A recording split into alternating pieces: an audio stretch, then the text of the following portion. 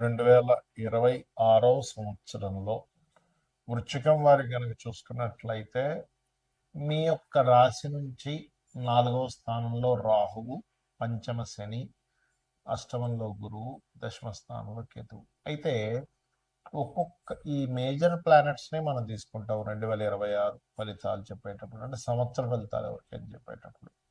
మిగతా గ్రహాలని నెల ఫలితాలకు వాడతాం కాబట్టి మీకు అసలు ఎటువంటి గొప్ప ఫలితాలు జరగనున్నాయి, ఏ విషయాల పట్ల కించిత్ జాగ్రత్త వహించాలి, ఏ దేవత ఆరాధన చేయాలి అనేటువంటి అంశాలు చెప్తుంది నేనైనప్పటికీ కూడా చెప్పిస్తుంది సాక్షాత్ లలిత అమ్మవారిగా భావిస్తూ. ప్రధానంగా ఇక్కడ సహజంగానే వృశ్చికం వారికి ఏంటంటే పట్టుదల ఎక్కువగా ఉంటుంది, అలు పెరగకుండా పనిచేసేటువంటి లక్షణాలు అధికంగా ఉంటాయి.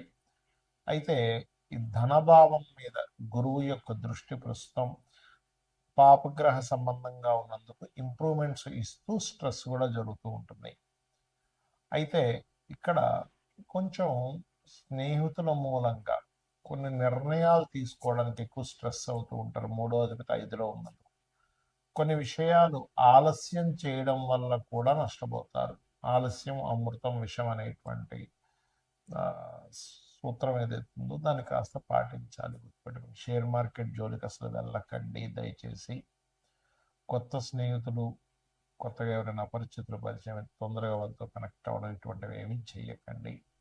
4వ స్థానంలో రాహు ఉన్నాడు కాబట్టి చతుర్థ భావం రాహు ఉన్నప్పుడు విదేశాల్లో అక్కడ ఏదైనా గ్రీన్ కార్డ్ హోల్డర్స్ లేనట్లయితే అక్కడ పర్మనెంట్ రెసిడెన్సీ తీసుకోవడానికి, అక్కడ ఏదైనా ఒక బిజినెస్ ఎస్టాబ్లిష్ చేయడానికి, అక్కడి నుంచి ఏదైనా ఆన్లైన్ రిలేటెడ్గా సాఫ్ట్వేర్ రిలేటెడ్ సంబంధించిన ఏమైనా నిర్మాణం చేయడానికి అనుకూలంగా ఉంటుంది. మీకు అదే కాకుండా శని వక్రించి ముందుకు వెళ్ళిపోయాడు కాబట్టి అర్ధాష్టమ శని కూడా లేదు ఇప్పుడు. అయితే ఈ పంచమ శని ఏదైతే ఉందో ప్రధానంగా ఇది స్నేహితులు, సినిమా ఫీల్డ్, రాజకీయ నాయకులకి, మరియు అదేవిధంగా ప్రేమ వ్యవహారాలకు సంబంధించిన విషయంలో ఖచ్చితంగా జాగ్రత్తగా ఉండాలనేటువంటిది. అంటే ఆ నిర్ణయాలు తీసుకునేటప్పుడు ఒక్కోసారి మనం రాంగ్ నిర్ణయాలు తీసుకుంటూ ఉంటాం, ఆలస్యం చేస్తూ ఉంటాం, పోస్ట్పోన్ చేస్తూ ఉంటాం. ఇవి చేయకండి దయచేసి. అదేవిధంగా మీకు ఎప్పుడైతే ఈ గురువు భాగ్యస్థానంలోకి వెళ్తాడో కాస్త జూన్ తర్వాత నుంచి కొంత పుణ్యక్షేత్ర దర్శనాలు, కాస్త లాంగ్ జర్నీ చేసేటప్పుడు కొంత జాగ్రత్తగా ఉండండి. కాకపోతే వృత్తి స్థానంలో కేతు ఉన్నాడు కాబట్టి చేస్తున్న ఉద్యోగము పట్ల మానేయాలి, ఇది మారిపోవాలి, ఇది కాదులే అనేటువంటిది లాగుతూ ఉంటుంది మన మైండ్కి. కాబట్టి మీరు ఏం చేస్తారంటే గణపతిని నిత్యము ఆరాధన చేయండి. ఉద్యోగం కోసం ఎక్కువ ఇబ్బంది పడుతున్నారు అనుకున్నటువంటి వారు ఓం మాణిక్య మకుటాకార జానుద్వయ విరాజితాయే నమః అనే మంత్రం చేస్తూ ఉండండి. పంచమ శని ఉన్నాడు కాబట్టి సంతానము, ప్రేమ వ్యవహారాలు, షేర్ మార్కెట్ విషయంలో తొందరపాటు నిర్ణయాలు అస్సలు పనికిరావు. కాలభైరవ అష్టకం ఎక్కువగా చేయండి, అన్ని విధాలా మీకు బాగుంటుంది. ఈ గోచార పరంగా 2026 సంవత్సరంలో ఎలా ఉంటుంది? అసలు 2025 డిసెంబర్ నుంచే మనకి కుజుడు ధనుసు రాశిలోకి మారుతున్నందుకు పర్టికులర్గా ఈ సంవత్సరంలో జరిగే ఫలితాలు కానివ్వండి, మరియు అదేవిధంగా అసలు జన్మజాతకం, గోచారం కాకుండా జన్మజాతకంలో ఏం చూసుకోవాలనే విషయాలు కూడా నేను చెప్తాను.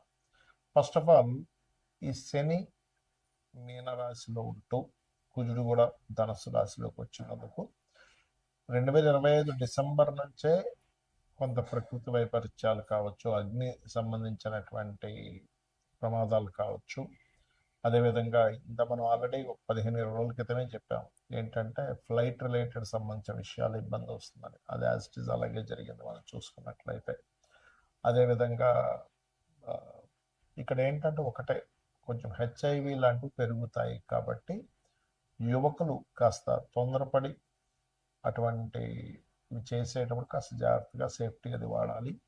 అదేవిధంగా మరొక విషయం ఏంటంటే ఇక్కడ కమ్యూనికేషన్ రంగాలు అండ్ సాఫ్ట్వేర్ రిలేటెడ్ సంబంధించిన క్రాష్ అవ్వడము, లేకపోతే షేర్ మార్కెట్, క్రిప్టో కరెన్సీ లాంటి క్రాష్ అవ్వడం, మనం సరదాగా ఏదైనా మాట్లాడినా కూడా అది కొంచెం వైరల్ అవ్వడము, ప్రతి చిన్న విషయాన్ని కొన్ని కొన్ని ఇప్పుడు ఇవన్నీ మనం చూస్తూ ఉంటాం, యూట్యూబ్ కానీ ప్రెస్ కానీ ఇట్లాంటివి, అలాంటివి కొంచెం వైరల్ చేయడం అనేటువంటివి చూపిస్తున్నాయి.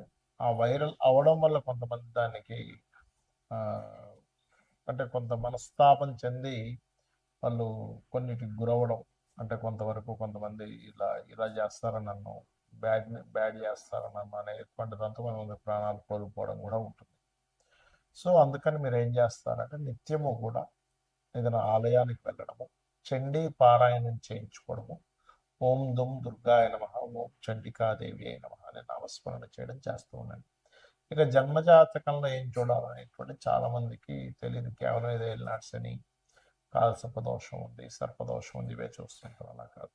ఫస్ట్ ఆఫ్ ఆల్ ఏంటంటే జన్మజాతకంలో మన పర్సనల్ చార్ట్లో అసలు ఏం చూసుకోవాలి.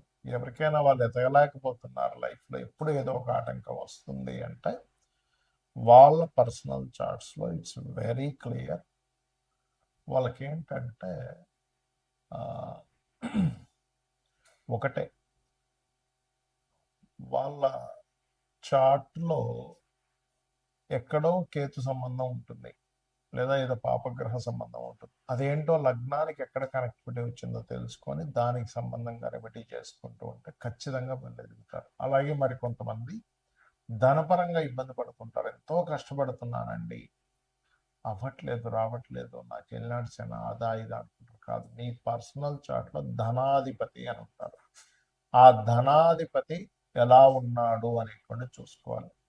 ధనాధిపతి కనుక స్ట్రాంగ్గా ఉన్నట్లయితే ఖచ్చితంగా మీకు అది ఏ మార్గంలో ఉంది, ఏం చేస్తే మీకు ధనం వస్తుంది అనే విషయం తెలుసుకోవడం జ్యోతిష్ శాస్త్రం. అంతేగాని ధనం రావట్లేదని బాధపడడం కాదు. ధనం ఏ రూపంలో ఉంది, అది హోటల్స్ రూపంలో ఉందా, ఫైనాన్స్ తిప్పడం వల్ల ఉందా, లేకపోతే సాఫ్ట్వేరా, లేకపోతే ట్రైనింగా, బిజినెస్, విదేశాలకు వెళ్ళడం ద్వారా, ఇది తెలుసుకోగలగాలి. ఇలా రకరకాలుగా ఉంటుంది. మీడియేటింగ్ చేయడం ద్వారా, బ్రోకరేజ్ చేయడమా, ఆన్లైన్ మీడియానా. అలాగే కొంతమందికి అన్నదమ్ములతో గొడవలు వస్తుంటాయి. పూర్వజన్మ కర్మ అన్నదమ్ముల రూపంలోని, తల్లి రూపంలో, తండ్రి రూపంలో వస్తుంది. వాళ్ళ వల్ల మీరు ఇంకొంచెం సఫర్ అవుతూ ఉంటారు. అలాంటప్పుడు వాళ్ళతో వీలైనంత మట్టుకు ఎక్కువ గొడవల్లోకి వెళ్ళకపోతే ఆ కర్మ అనేటువంటిది పెరగదు, గుర్తుపెట్టుకోండి. అదేవిధంగా మీరు ఏ ఫేసింగ్ ఇంట్లో ఉంటే మీకు కలిసి వస్తుంది, ఏ సంవత్సరంలో మీరు ఇల్లు కొనుక్కుంటే బాగుంటుంది, ఏ సంవత్సరంలో మీరు వివాహం చేసుకుంటే బాగుంటుంది, ఏ సంవత్సరంలో మీరు ఇన్వెస్ట్మెంట్స్ చేస్తే బాగుంటుంది. ప్రతి దానికి కూడా positive trigger and negative trigger అని ఉంటుంది. అంటే పాజిటివ్ ట్రిగర్ పడ్డప్పుడేమో మీరు చేసే ఇన్వెస్ట్మెంట్స్, మీరు తీసుకునే డెసిషన్స్ చాలా బాగుంటాయి, గుర్తుపెట్టుకోండి. అంటే చాలా బాగా కలిసి వస్తుంది. నెగిటివ్ ట్రిగర్ అయ్యేటప్పుడు మీరు చేసే ఇన్వెస్ట్మెంట్స్ కానీ, ఆలోచన కానీ, ప్లానింగ్ కానీ, అవన్నీ కూడా తిప్పి కొడతాయి. అరే వేస్ట్ అయిపోయింది అంటూ ఉంటాం, డెడ్ అయిపోయింది, డెడ్ ఇన్వెస్ట్మెంట్ అయిపోయింది, డబ్బులు కట్టే అంటూ ఉంటాం. అటువంటివి జరుగుతూ ఉంటాయి, గుర్తుపెట్టుకోండి. అలాగే మరొక విషయం ఏంటంటే ఇక్కడ గమనించినట్లయితే, సరే జాతకం తెలీదు, మీరు ఒకటే గుర్తుపెట్టండి, జన్మ జాతకం తెలియదు, ఏమీ తెలియదు అనుకునేవారు రోజు నిత్యము లలితా సహస్రనామాల యొక్క శ్రవణము లేదా పఠనము ఉదయం సాయంత్రం చేయండి. ఖచ్చితంగా మీకు బాగుంటుంది. శ్రీమాత్రే నమః.